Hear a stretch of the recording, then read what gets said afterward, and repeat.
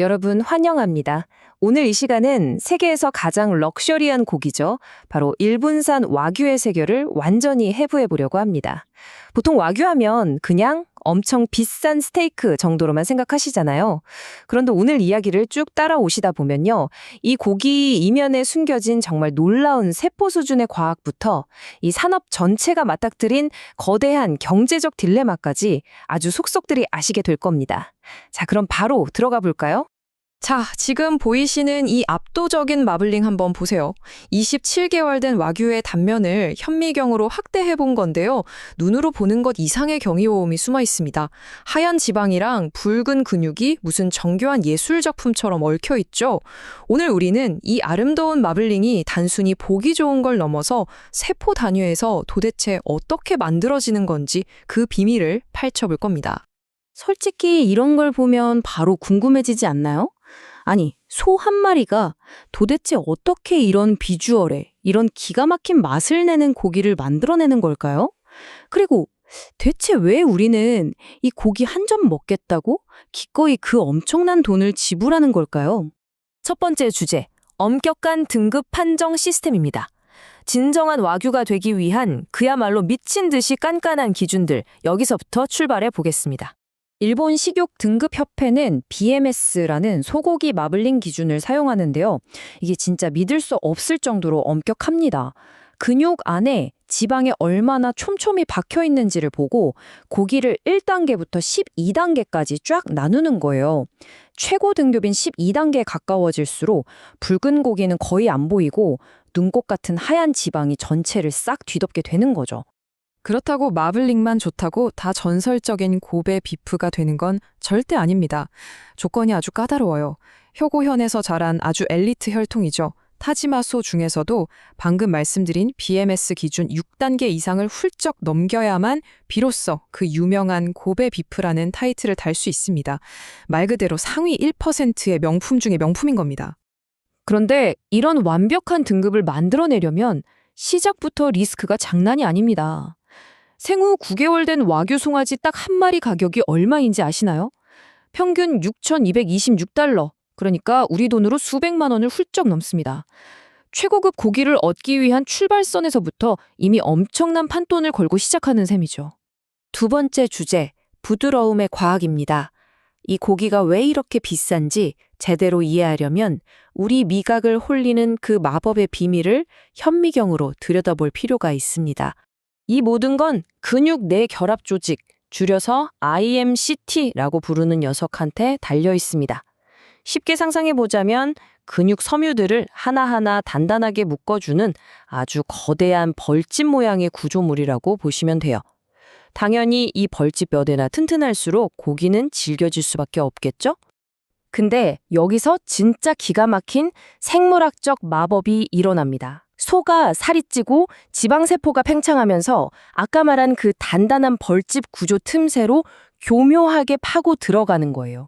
그러고는 그 질긴 뼈대를 말 그대로 물리적으로 쪼개고 부숴버리면서 구조 자체를 완전히 재구성해버립니다. 타임라인을 한번 볼까요?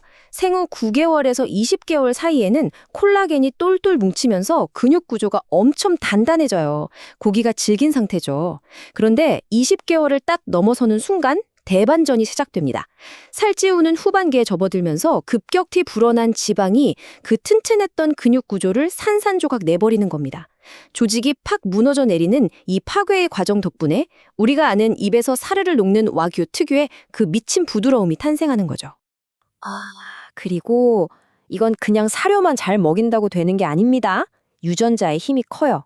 와규한테는 SCD라는 특정 유전자가 있는데 이게 와규 안에 올레산 같은 단일 불포화 지방산을 어마어마하게 뿜어내게 만듭니다. 올리브 오일에 많은 그 건강한 지방 아시죠? 이 성분 덕분에 고기가 녹는 점, 즉 융점이 뚝 떨어져서 고기가 혀 끝에 닿자마자 마치 버터처럼 싹 녹아내리며 달콤한 향을 터뜨리는 겁니다. 자, 세 번째 주제, 완벽함의 대가입니다. 이런 생물학적 경이로움을 얻어내는 데는 정말 뼈아픈 경제적, 농업적 대가가 뒤따릅니다. 아까 보신 그 예술 같은 마블링을 만들려면 소들을 무려 30개월 동안이나 집중적으로 살찌워야 합니다. 일반적인 소 사육 기간을 헐쩍 넘기죠. 11개월 차부터 도축될 때까지 영양분이 꽉꽉 농축된 고칼로리 사료를 그야말로 쏟아붓습니다. 엄청난 시간과 에너지가 갈아 들어가는 기나긴 인내의 과정인 거예요. 그런데 여기서 짚고 넘어가야 할 굉장히 충격적인 포인트가 하나 있습니다. 이 소들을 살찌우는 데 들어가는 그 어마어마한 양의 농축 사료 있죠. 무려 90% 이상이 바다 건너 수입산입니다. 겉보기엔 화려한 일본의 전통 명품 고기인데 정작 그걸 굴러가게 하는 동력은 거의 100% 가까이 해외에 의존하고 있는 셈이죠. 이게 국가 식량 안보 차원에서는 얼마나 아슬아슬하겠습니까? 표를 보시면요. 일본은 전체 소고기 수요의 약 62%를 이미 수입에 기대고 있어요. 그런데 국내에서 생산한다는 나머지 물량조차도 해외에서 사료가 안 들어오면 당장 올스톱되는 구조거든요. 우리가 최고급이라고 열광하는 이 식재료가 사실은 글로벌 공급망이라는 살얼음판 위에서 위태롭게 버티고 있는 겁니다. 네 번째 주제, 와규의 미래입니다. 이 상징적인 산업이 지금 당면한 거대한 경제적, 환경적 위기에서 벗어나기 위해 과학자들은 대체 어떤 미래를 그리고 있을까요? 과학자들이 요즘 엄청나게 파고드는 개념이 하나 있습니다. 바로 대사 프로그래밍인데요. 이게 뭐냐면 초가 태어난 직후 완전 어릴 때 먹는 식단을 살짝 조작해주는 겁니다. 그러면 나중에 어른 소가 됐을 때 살이 더 잘 찌고 지방을 기가 막히게 축적하도록 아예 유전적인 체질 자체를 영구적으로 세팅해 볼 수 있다는 놀라운 이론이죠. 그리고 이 이론은 굉장히 현실적이면서도 멋진 해결책으로 이어집니다. 그 비싼 수입 사료에만 목매지 말고 일본 전역에 버려져 있는 넓은 산간 농경지의 소들을 방목해 보자는 겁니다. 잡초만 무성하게 방치됐던 땅이 소들한테는 훌륭한 뷔페가 되고 땅은 다시 푸른 초지로 살아나는 놀라운 선순환이 생기는 거죠. 만약 이 방식이 완벽하게 자리 잡는다면 파급력은 장난이 아닐 겁니다. 수입사료 의존도를 확 낮춰서 생산비와 식량 안보 문제를 한 방에 해결하고요. 버려진 산을 예쁘게 보존하면서 우리가 열광하는 그 최고급 와규의 유전자는 그대로 지켜낼 수 있으니까요. 그야말로 모두가 윈윈하는 완벽한 게임 체인저가 되는 겁니다.